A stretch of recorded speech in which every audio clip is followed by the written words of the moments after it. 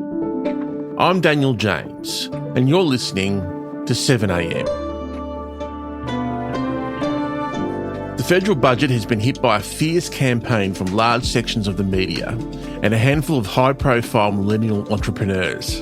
But so far, Labor's polling has remained relatively unscathed. But that doesn't mean voters are happy. People might not be shifting their votes over this budget, but many still feel there's nothing in it for them right now. For the coalition, that should be an opening.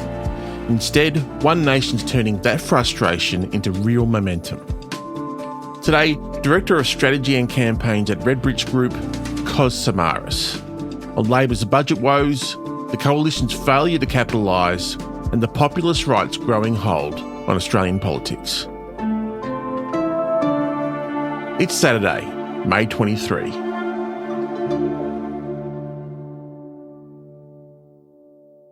Kos, good to see you again. This week, the Treasurer has been doing a bit of a media blitz defending the government's latest budget.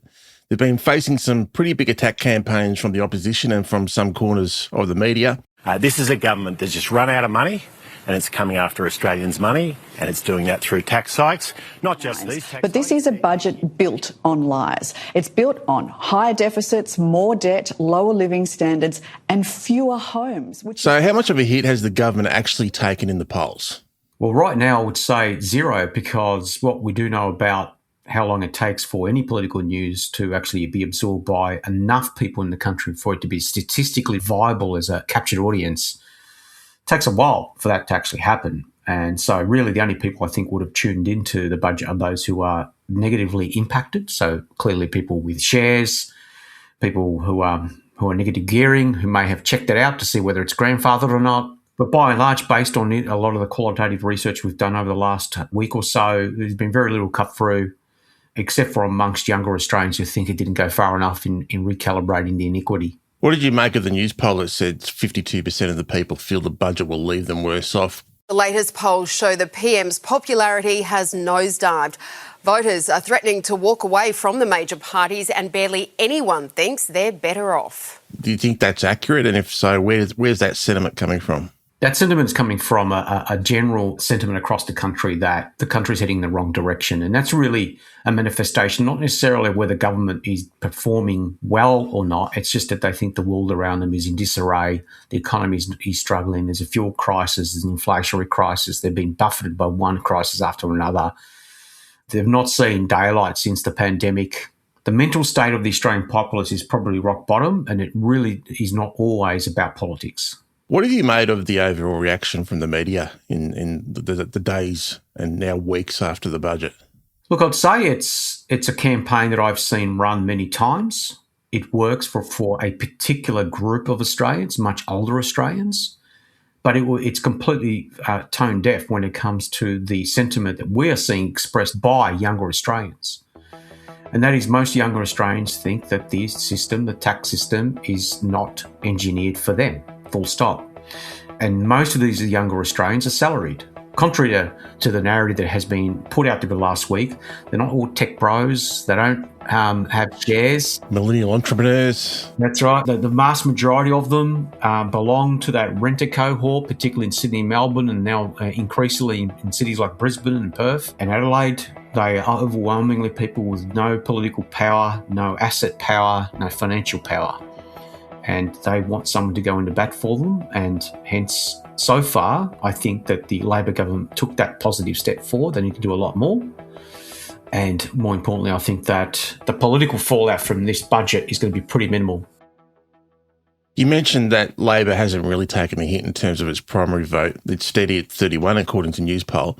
But the coalition has gone down to 20 and One Nation has gone up to 27%. So that's right. Why is One Nation coming out on top, Kos? So what we're seeing is that Newspoll's One Nation vote bounces around a lot, and so does ours whenever we publish numbers, because we are living through a transitional period. We are seeing a complete restructure of the centre-right of politics. That's going through a process now where people will move from one position to the next over time, but it will eventually settle to around what we're seeing, where One Nation will probably be sitting in the high 20s, and the coalition on a good day will break 20. In your view, Kos, is Albanese as Prime Minister doing enough to combat the rise of the populist right here. This is bigger than making sure government business runs smoothly while the other side tears itself apart. This is really actually about the soul of the country, isn't it?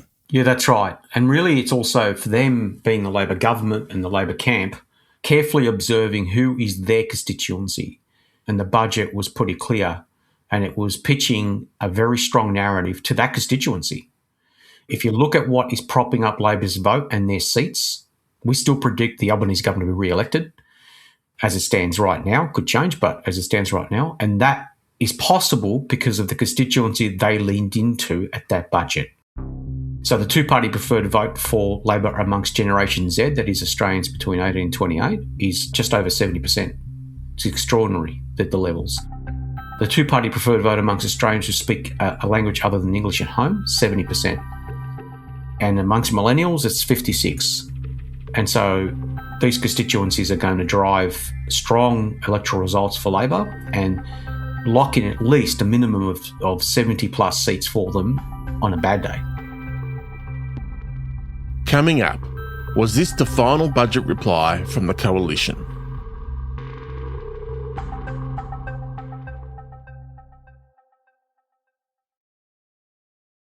Because this should be perfect fodder for the coalition, saying Labor broke faith with voters, they're attacking aspiration through the politics of envy and going after what they say is the fair go.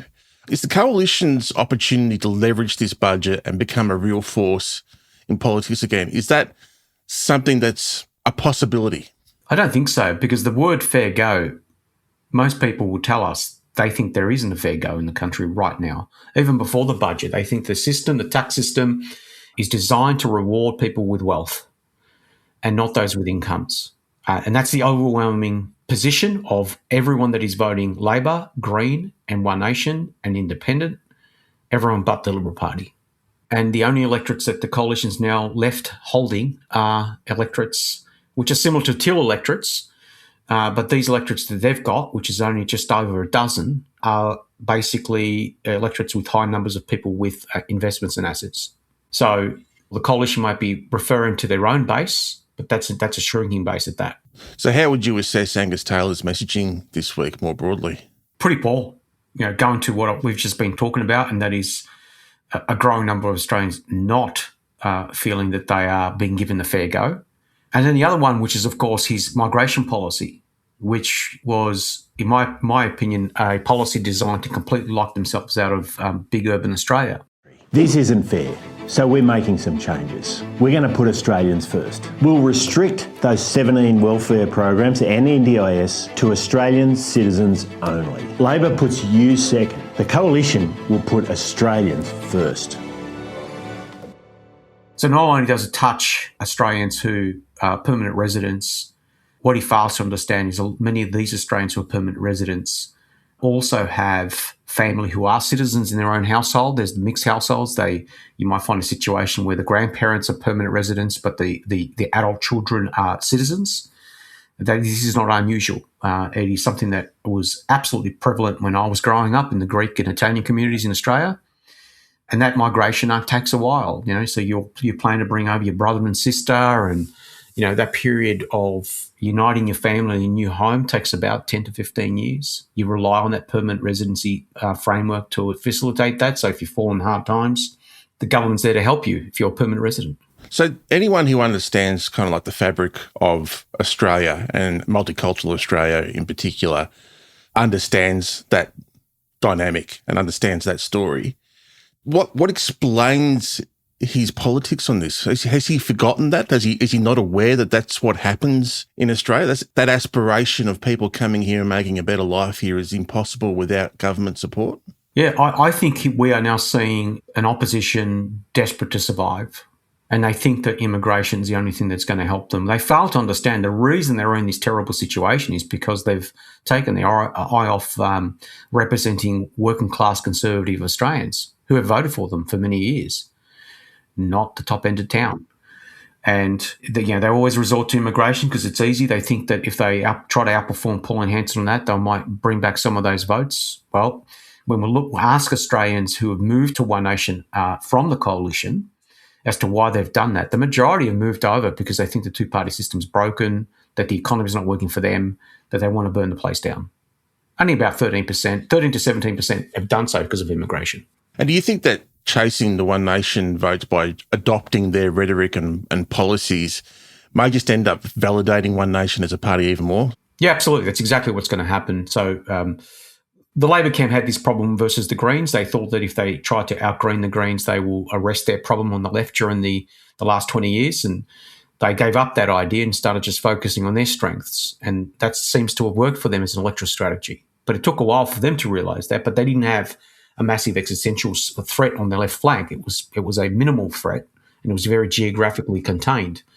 The flip side for the coalition is that is not a luxury they have. And so by embarking on this strategy of trying to outperform Paul and Hans on immigration, the other thing they've done is, of course, you have in excess of 2 million Australians who are permanent residents.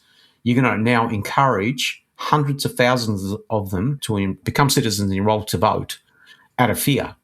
And you've said, Kos, that this might be the last or second last budget reply delivered by a Liberal MP. That's a pretty extraordinary thought. Do you think One Nation will overtake the Liberals as the main opposition voice? Yes. So unless something changes, what we're predicting is that One Nation will win the bulk of the electorates outside the large cities.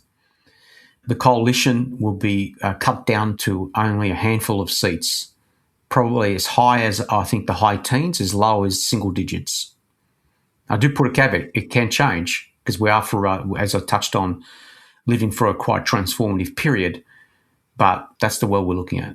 From a seat perspective, how many seats are we looking at that One Nation could actually end up at the next election with? Anything from somewhere in the mid-40s to about 60 seats is what we're looking at the moment, and predominantly in the regions and some in the outer suburbs of our large cities, largely coming off the coalition, but also a bit off Labor. And what about Barnaby, the great white hope? How's he looking? He doesn't need to stand for the Senate. He can win New England quite comfortably. I would expect that the One Nation primary vote in New England will be close to almost allowing him to win on primary votes alone. Wow. Kos, thanks for coming on the show and taking us through the reaction to the budget, which was aimed at young people like us. That's right, no problem.